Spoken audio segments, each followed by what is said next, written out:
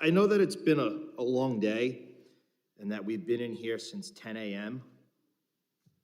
But if we are going to make excuses for the failures and the broken laws of Secretary Mayorkas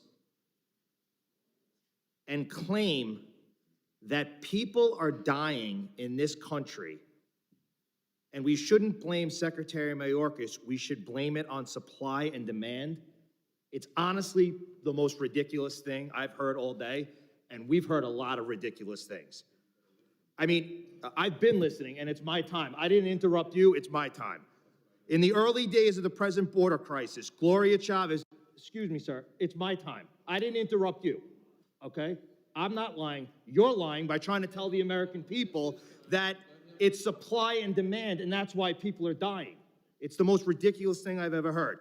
Fentanyl was involved in 884 adolescent deaths in 2021. In the early days of the present border crisis, Gloria Chavez, then the El Paso Sector Chief Patrol Agent, said, quote, "For the first time, we're starting to see these tactics where fentanyl is being smuggled between ports of entry. They find ways to intimidate migrants and find ways to illegally have them transport that narcotic into the United States." End quote. The cartels overwhelm Border Patrol agents in one sector with a group of migrants and then push more groups and drugs across in another. So I guess don't blame Secretary Mayorkas and the fact that he doesn't follow the law.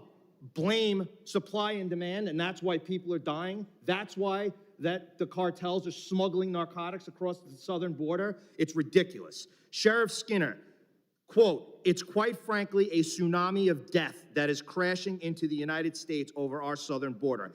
It's killing Americans wholesale, and it's just another epic slaughter,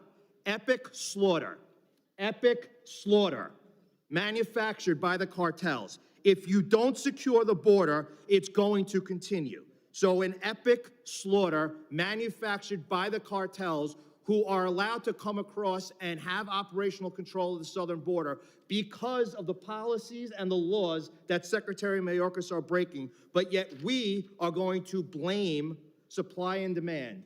Well, perhaps just 2 weeks ago, when the mother of victims who were killed because of overdoses or because of, being raped and mutilated by gangbangers coming over the southern border, I guess we should have just told the mom, well, sorry, it's about supply and demand. We're just not going to do anything about this. We're going to allow Secretary Mayorkas to continue on his rampage of doing whatever he wants and not enforcing laws on the southern border and allowing people to die and allowing cities, and we're not just talking about cities along the southern border. We're talking about cities, counties, and states thousands of miles from the southern border who are now border states. A place like New York, where you have a pretty progressive Democrat mayor who flat out has said this crisis is going to destroy New York City. And again, is destroying New York City a reason to impeach?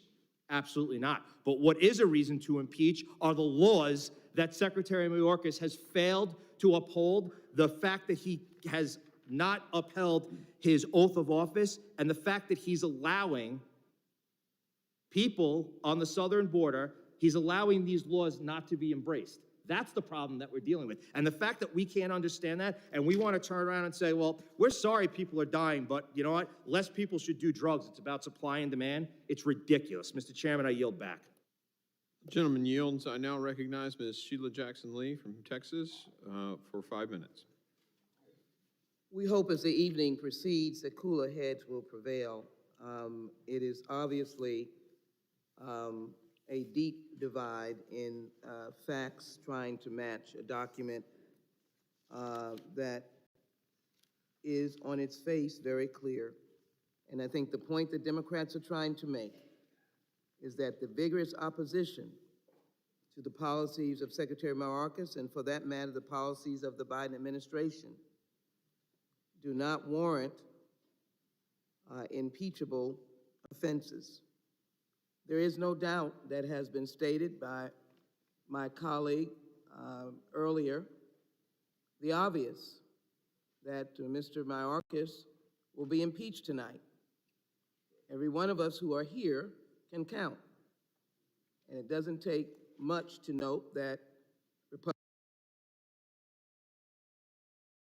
Republicans have more at the table, than Democrats, unless some miraculous disappearance occurs. I know the chairman has got a handle on everyone there, so we don't expect that to happen. But again, Mr. Chairman, I am going to emphasize that the two impeachments of Mr. Trump, of which this is the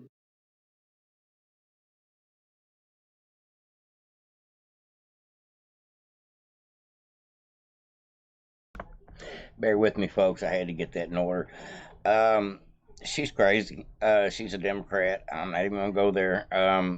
She's fixed to start trashing Trump, but this is just a drop of the live feed that is going on still right now, 7, 8 o'clock in the evening in Washington, D.C. They've been in session since 10 o'clock this morning, deciding if they're going to impeach, or actually drawing up articles of impeachment for Mayorkas, and it looks like he's going down, and I love it. I love it. At least he's going to get impeached. If nothing else, his name's going to get run through the mud a little more. Hopefully, he'll be kicked out of his job.